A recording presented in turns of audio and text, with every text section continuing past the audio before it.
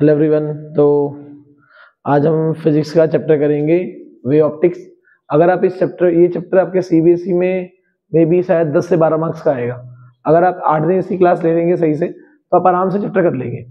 मैं बताऊंगा आपको कौन सा डेफिनेशन इंपॉर्टेंट है, कौन सी डेरिवेशन इंपॉर्टेंट है। पहले इसमें बहुत सा टॉपिक था बट सिलेबस कम कर दिया गया है। तो पहले हम क्या करेंगे, इस चैप्टर को स्टार्ट करेंगे वेव फ्रंट के साथ।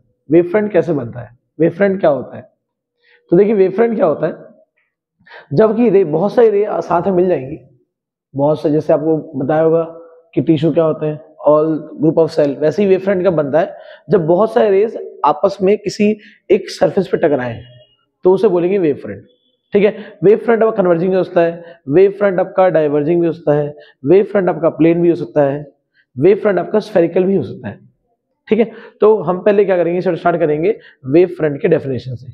रे ऑप्टिक्स में खत्म कर रखा है तो हम स्टार्ट करेंगे वेव फ्रंट के डेफिनेशन से। क्या होता है वेव फ्रंट का डेफिनेशन, हो सकता है बहुत सारे लोग पता हो सकता है बहुत सारे लोग पता ना हो। तो देखिए क्या होता है वेव फ्रंट के डेफिनेशन। तो वेव फ्रंट जो है कब बनता है,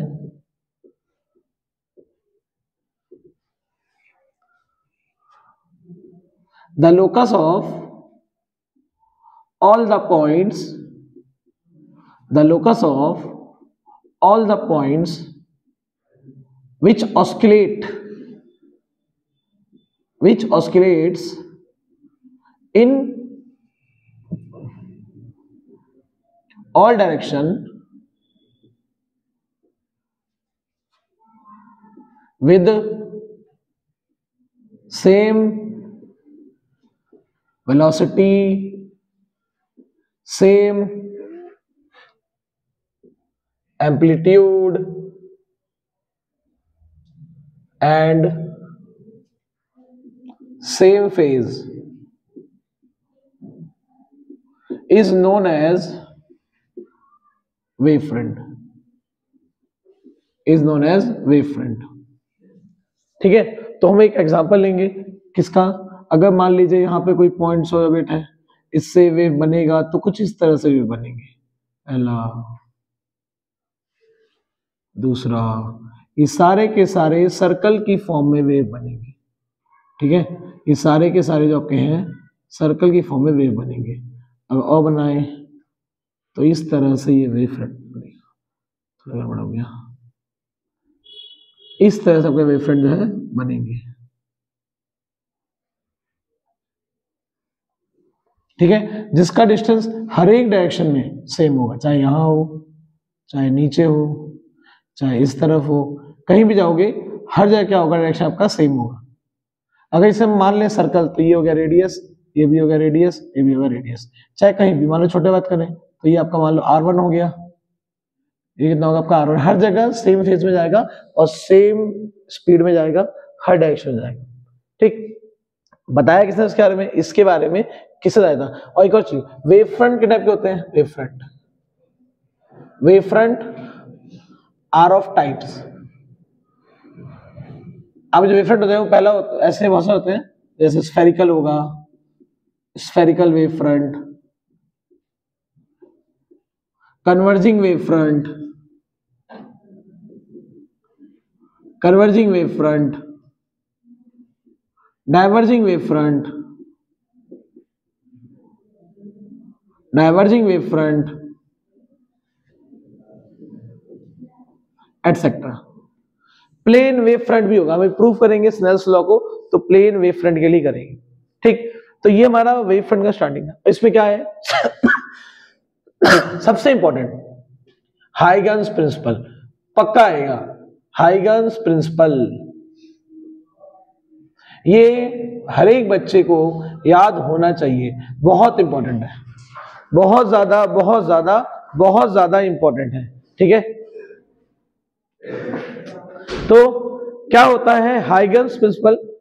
देखो, ये जो स्टेटमेंट लिखवाऊंगा वही सेम टू सेम लिखनी है आप लोग। It states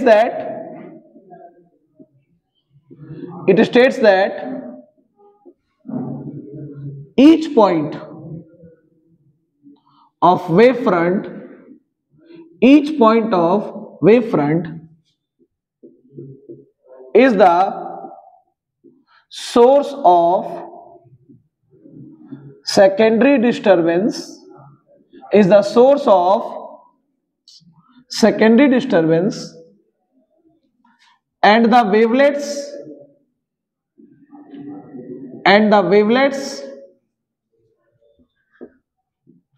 emanating from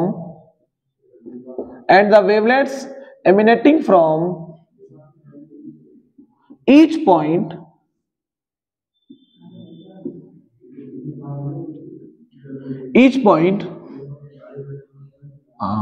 spread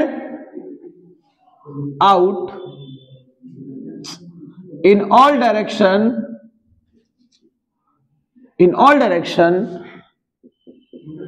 with speed of wave. यही सेम टू सेम लिखना है, ठीक है। 2 नंबर का आएगा, ये आपका पूरा का पूरा 2 नंबर का आएगा, ठीक है। सेम टू सेम आपको यही लिखना है, ठीक है। तो आपको 2 मार्क्स मिलेंगे इस लिखने के, हाइगन्स प्रिंसिपल, ठीक है। कैसा होगा डायग्राम इसका? अगर डायग्राम बनाना होगा साथ तो ऐसा होगा, ये आपका कोई सोर्स है, ये क्या कर रहा है, वेव फ्रंट प्रोड्यूस कर रहा है। तो कैसे कर रहा है, ये कुछ इस तरह से प्रोड्यूस कर रहा है वेव फ्रंट, पहला वेव फ्रंट। इसके बाद अगर पहला बनेगा तभी दूसरा बनेगा, अगर दूसरा बना तभी क्या बनेगा आपका तीसरा। इस तरह से वेव फ्रंट इसके बनेंगे। ये हमारा सेंटर हो गया O, इसको मान लेते हैं A1 A2, next B1 B2, next C1 C2। इस तरह से वेव फ्रंट आपके बनेंगे, क्लियर है। अगर मैं इस पे ड्रॉ करना चाहूं, अगर और भी पॉइंट होंगे तो वहां पे मान लो यहां कोई पॉइंट होगा, सपोज यहां कोई पॉइंट है, यहां कोई पॉइंट है, यहां कोई पॉइंट है, तो इससे कैसा बनेगा वेव फ्रंट? कुछ इस तरह से बनेगा इसका वेव फ्रंट, इसका कुछ इस तरह से बनेगा, इसका कुछ इस तरह से बनेगा। सारे पॉइंट पे वेव फ्रंट बनते रहेंगे। अगर यहां कोई पॉइंट कंसीडर करेंगे तो इससे कैसे बनेगा? कुछ इस तरह से वेव फ्रंट बनेगा। इस पॉइंट को मान लेंगे हम क्या, O1, इसे मान लो O1, इसे मान लो O2, इसे क्या मान लो O3, इसे मान लो O1 डैश, क्लियर है। तो इस तरह से वेव फ्रंट बनेगा, ये आपको डायग्राम ड्रॉ करना होगा, ठीक है। ये सारे क्या है, ये सारे आपके जितना कर्व बनाए मैंने, ये सारे के सारे होते हैं, इसे बोलते हैं टेंजेंशियल कर्व। क्या बोलते हैं इसको? टेंजेंशियल कर्व, ठीक है, इसे बोलते हैं टेंजेंशियल कर्व। तो ये है आपकी वेव फ्रंट डेफिनेशन और हाइगन्स प्रिंसिपल की डेफिनेशन। इसके बाद हम क्या करेंगे, इसमें हम करेंगे proof of Snell's law from Huygens principle, कि हाइगन्स ने कैसे प्रूफ किया था स्नेल्स लॉ को। याद है स्नेल्स लॉ क्या था? अगर 2 मीडियम है, लाइट पास होगी, बेंड हो जाएगी, when is moving from rare to denser, यहां तक क्या बना आपका I, यहां कितना बना आपका R, यहाँ पे कितना इफेक्ट है μ1, यहाँ कितना आपका μ2। याद होगा आप लोगों को क्या फॉर्मूला आता है, μ1 sin I इक्वल टू क्या आता है μ2 sin R। अगर यहाँ स्पीड v1 है, यहाँ तो स्पीड कितनी आपकी v2, तो क्या फॉर्मूला आएगा, μ1 v1 इक्वल टू क्या आएगा μ2 v2। तो ये फॉर्मूला भी हम इसको प्रूव करेंगे, ठीक है। तो आप इसका ये लिख लेना इसको, ठीक है, स्क्रीनशॉट लेके फिर आपको आगे कराता हूँ।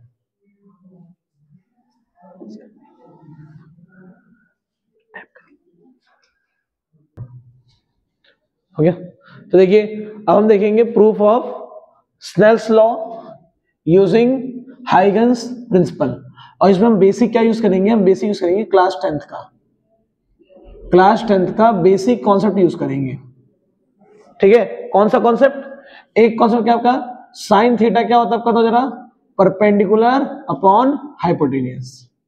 एक 10th का फॉर्मूला कौन सा यूज करेंगे, mu equal to C upon we.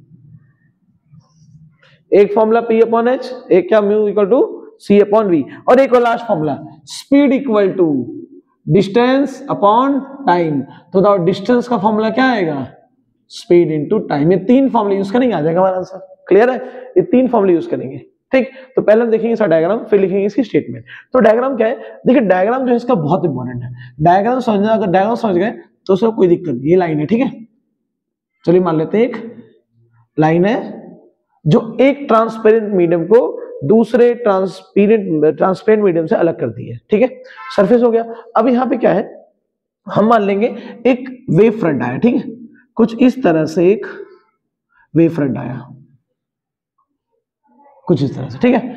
ये एक वेव फ्रंट जो है ऐसे फॉल कर रहा है, इसमें एक वेव फ्रंट इस सरफेस के ऊपर क्या कर रहा है, फॉल कर रहा है, ठीक, अगर ये सर्वे फॉल कर रहा है तो क्या हो रहा है, हम ये मानेंगे एक लाइन खींचते हैं, ये लाइन है पैरेलल लाइन, ठीक है, ये लाइन क्या है, इन दोनों लाइन का एक पैरेलल लाइन है, ठीक है, जो क्या कर रहा है, यहां बना रहा है आपका 90 डिग्री, ठीक है, कितना आ रहा है 90 डिग्री, मींस जब ये लाइट यहां से यहां आई तभी लाइट यहां से यहां आई है। हम मान लेते पॉइंट को मान लेते हैं P, इसे क्या मान लेते हैं जरा, इसे मान लेते हैं हम लोग भाइयों Q, इस पॉइंट क्या मान लेते हैं R, इसको मान लेते हैं क्या S, और इसे क्या मान लेते हैं T, ठीक है, ये हमारा एक वेव फ्रंट है, ठीक है, ये आपका फॉल कर रहा है इस सरफेस के ऊपर, ये हमारी क्या हो गई रेज, बहुत सारी रे होंगी, उससे एक बना वेव फ्रंट बना है।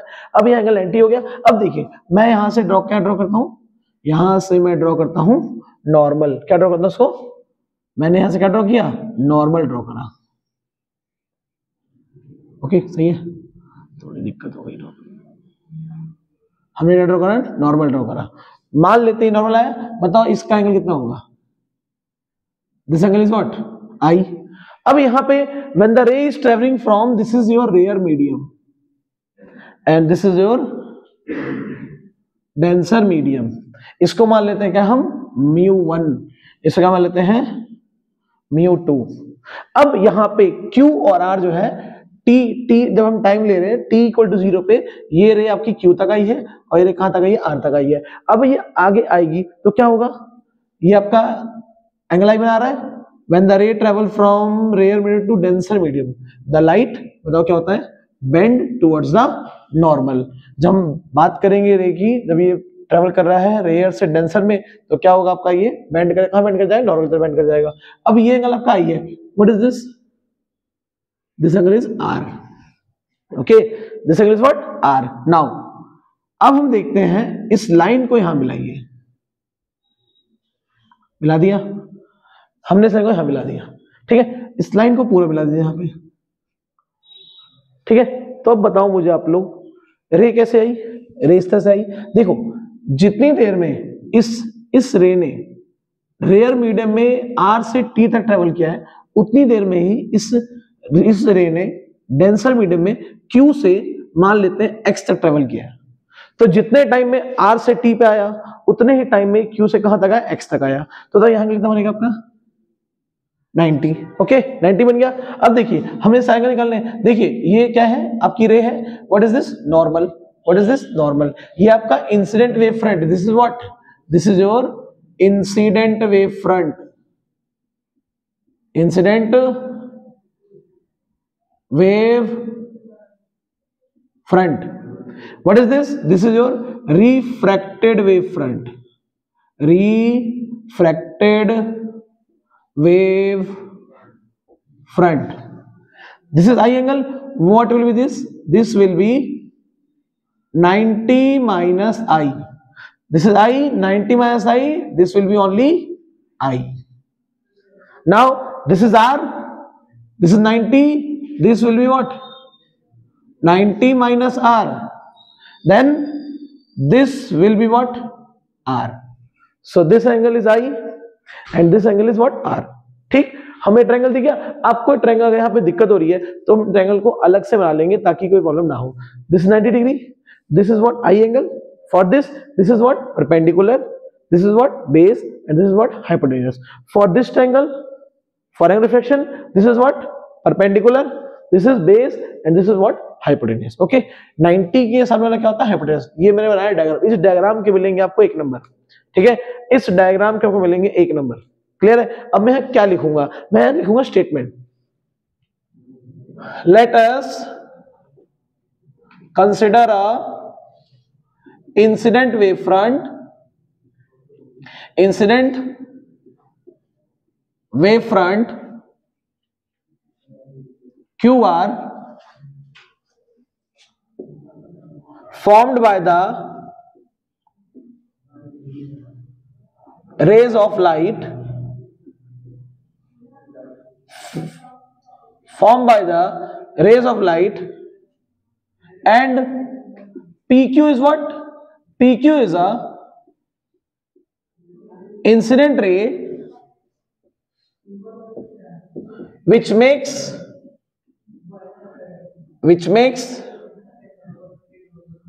Angle I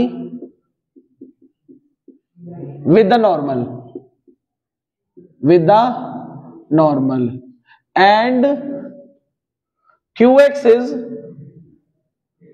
refracted ray which makes angle r with normal, where xt is a refracted wavefront, where xt is a refracted wavefront, qr is incident wavefront. This is ray which is falling at an angle I and making r with normal in denser medium. ठीक, अब हम यहाँ क्या करेंगे, यहाँ हमने लीदी statement, अब हम यहाँ पे ट्रायंगल्स को चूज करेंगे क्योंकि हमारा मोटिव क्या है, स्नेल्स लॉ ना μ1 sin i equal to μ2 sin r. देखते हो कैसे आता है. तो चलिए अब एक काम चीज बताइए, at t equal to 0 ray pq is at point q and ray sr is at point r. In time t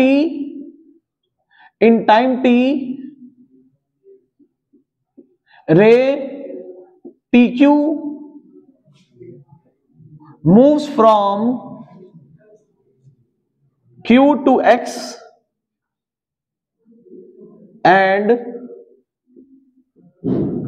ray sr moves from r to t. r2 ये r से t पे आ गया और ये q से x तक आ गया. Also let कर ले, let v1 and v2 be the velocity of rays in rarer medium and denser medium respectively. अब यहां देखो आपका जो RT है, बताओ फॉर्मूला क्या होता है, स्पीड का फॉर्मूला फॉर मीडियम वन, बताओ स्पीड का फॉर्मूला क्या होता है, distance upon time. What is distance, RT, और टाइम कितना आपका t. बताओ RT की वैल्यू कितनी आएगी, v1t. इसे क्या मान लेंगे, फर्स्ट. ऐसे ही फॉर मीडियम 2, बताओ v2 क्या हो जाएगा, v2 आपका फॉर मीडियम 2. बताओ vt ने कहां ट्रेवल किया है, q से लेके जितने टाइम में r से t पे आया ना, उतने टाइम पे q कहां पे आया, x पे आया है. ठीक है, तो यह क्या जाएगा आपका, दिस इज व्हाट qx. और बताओ आपका वो टाइम इज व्हाट t. बताओ यहां से qx की वैल्यू क्या जाएगी, v2t. ये लाइन एनसीईआरटी में डायरेक्ट लिखी हुई है, सेकंड हो गया. ठीक है, अब एक काम करते हैं, हम लिखते हैं साइन के बारे में. इन ट्रायंगल, ऊपर ट्रायंगल बन रहा है क्यू आर और टी, उसे लिखो in triangle Q R T, in triangle Q R T. What will be the value of sine I, sine I will be equal to what, perpendicular upon में hypotenuse. What is perpendicular, R T, and what is hypotenuse, Q T, 90 के सामने वाला. तो क्या जाएगा यहाँ पे, R T upon कितना आएगा, क्यू टी. बताओ आपकी आर टी की वैल्यू कितनी है, sine I will be equal to, बताओ आपकी आर टी की वैल्यू कितनी है, तो निकालो कितनी निकाली है, v1t अपॉन क्या जाएगा आपका, qt. What is this, third equation. Now again in triangle, नीचे आ जाओ, इन ट्रायंगल क्या, qx और t, इन ट्रायंगल qxt. बताओ क्या जाएगा आपका, sin r equal to this, sin r, this is what, base, perpendicular, hypotenuse. Then what is perpendicular, qx, and what is hypotenuse, qx upon qt. This is what, sin r equal to, what is this, v2t upon क्या जाएगा आपका, qt. बताइए क्या हो जाएगा, इसे क्या मान लेंगे, सेकंड मान लेंगे, सेकंड. फर्स्ट क्या आ गया, सही, थर्ड था ना, इसका क्या मान लेंगे, फोर्थ. दोनों इक्वेशन आ गई, दोनों को क्या कर देंगे, डिवाइड. दोनों क्या कर देंगे, डिवाइड करो. From third and fourth. Divide करो, कितना आएगा आपका sine I upon sine are equal to क्या जाएगा v1t अपॉन में qt, v2t अपॉन क्या जाएगा qt। काट दे इससे, ये t से t काट दो तो क्या जाएगा आपका sine I upon sine are equal to v1 upon क्या हो जाएगा v2। Which equation? Fifth. Clear? Okay, fifth equation आ गया। अब क्या करेंगे इसमें, जरा हम जानते हैं, लिखा कुछ यहाँ पे, क्या लिखा है, mu equal to C upon v. चलिए क्या लिखिए, now absolute refractive index, absolute refractive index is given by what, μ1 equal to what, c upon में v1। Okay, μ1 equal to what, c upon में सी अपॉन v1। मतलब से क्या आएगी, तो v1 की वैल्यू सी अपॉन क्या जाएगा आपका μ1। ऑल्सो सेम ऐसे ही लिख दूं, v2 की वैल्यू कितनी जाएगी आपकी, सी अपॉन कितना है आपका μ2। दिस इज व्हाट, ये हमने ये कौन सी क्वेश्चन है, सिक्स्थ। ये तो कौन सी क्वेश्चन है, तो जरा सेवंथ। तो सिक्स्थ आ गया, सेवंथ आ गया। लिखो from fifth, sixth and seventh. तो बताओ क्या वैल्यू है इसकी, तो जरा sine I upon sine are equal to क्या आई है, v1 की वैल्यू c अपॉन μ1। क्या जाएगा पे c अपॉन μ1, यहां क्या जाएगा c अपॉन μ2, c कैंसल। क्या आ गया आपका sine I upon sine are equal to, दोनों उल्टे हैं, ये है आपका न्यूमरेटर का डिनोमिनेटर और ये क्या आपका डिनोमिनेटर का डिनोमिनेटर। तो रूल लगाएंगे एबीसीडी, जो सबसे नीचे कहां चल जाएगा, ऊपर, और जो बीच में हो नीचे आ जाएगा। तो क्या जाएगा आपका μ2 अपॉन μ1 मल्टीप्लाई कितना आएगा आपका μ1 sine I equal to μ2 sine R. This is what, Snell's law. Okay, what is this, Snell's law. तो ये आ गया हमारा फॉर्मूला। क्लियर है, हमने क्या निकाल लिया यहाँ पे, स्नेल्स लॉ निकाल लिया। इस तरह से हम सब प्रूफ हैं। ये क्वेश्चन आया 3 नंबर का, अगर ये क्वेश्चन आया प्रूफ है 3 नंबर का आएगा। स्टेटमेंट मैंने जितनी लिखी है, अगर आप उतनी, कोई दिक्कत नहीं, चले कोई दिक्कत नहीं है, आप सिंपल लिख दो, let us consider refractive incident wave front QR with the incident wave front and XT with the refracted wave front.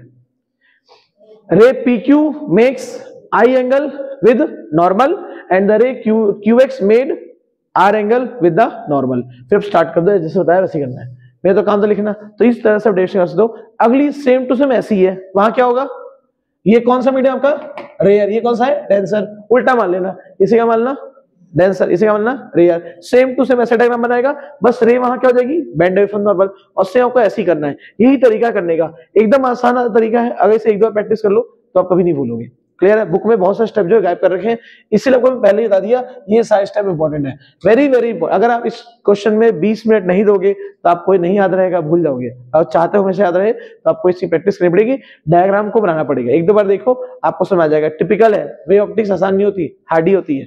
यहाँ पे 10th वाला नहीं है कि एपी होगा 2 4 6 लिखा होगा और निकालो रिलेशन कि बीच का डबल पहले से जोड़ के आएगा। वेरी वेरी इंपॉर्टेंट, इसे करना ही तभी आपको कुछ हो पाएगा। ठीक है, तो आपको 3 नंबर चाहिए तो आपको स्ट्रगल करना पड़ेगा इसके लिए। ठीक है, सीधे लिखाएगा proof Snell's law for using Huygens principle, तो आपको पूरा काम करना पड़ेगा। हमने पहले क्या करा, वैल्यू निकाली आरटी की, फिर से निकाली क्यूएक्स की, फिर क्या करा हमने साइन आई निकाला, दोनों को डिवाइड कर दिया। वहां से जो रिलेशन है हमारा, वहां से हमारा जो रिलेशन है उसने कहा यूज किया, नीचे यूज करा। अब देखो चीज देखो, ऑल्सो यहां जगह बची है ना, ऑल्सो देखिए यहाँ पे, ये बताइए आप लोग मुझे यहाँ पे कि ये जो V1 ये वैल्यू रखी है, इन दो डिवाइड कीजिए, from first and second, from first and क्या जाएगा सेकेंड। यहां क्या है आपका V1t upon V2t equal to, यहां तक क्या आपका RT में कितना है आपका QX, इसे काट दो उसको। क्या RT बता RT आपको, अगर मैं लिखता हूं V1 अपॉन V2, अगर मैं लिखता हूं यहां पे V1 का फॉर्मूला क्या होगा, अगर मैं लिखता हूं V1 फॉर्मूला क्या जाएगा म्यू लैम्डा 1, और बताओ V2 फॉर्मूला क्या होगा म्यू लैम्डा 2। क्या मैं इससे काट दूं म्यू से म्यू, तो यहां से रिलेशन में क्या आ गया v1 upon v2 equal to lambda 1 upon lambda 2। Light की फ्रीक्वेंसी हर जगह सेम होती है, सिर्फ वेवलेंथ अलग होती है और स्पीड अलग होती है। तो एक फॉर्मूला आ गया v1 upon v2 equal to lambda 1 upon lambda 2। ये भी इंपॉर्टेंट फॉर्मूला है, कहीं पे दो वेव दे रखे होंगे, उनका वेलोसिटी गिवन होगा, लैम्डा गिवन होगा, तो एक लैम्डा हम निकाल सकते हैं। ठीक है, इस क्वेश्चन में 3 वेरिएबल गिवन होंगे, चौथा में अपने आप निकालना होगा। ठीक है, तो अब इसे फटाफट से नोट कर दीजिए, फिर हम आगे करेंगे। तो देखिए, हाँ दूसरा डायग्राम बनाएंगे हम, आइए आपको खुद करना है। ठीक है, proof of Huygens principle, proof of Snell's law using Huygens principle when ray of light या wave front travel from denser to rare medium. वहां क्या था, रेयर से डेंसर, यहाँ क्या होगा, डेंसर से रेयर। तो यहाँ क्या होगा, देखिए ये आपका लाइन है, ये लाइन है। अब यहाँ पे क्या होगा, ये हमारा वेव फ्रंट है,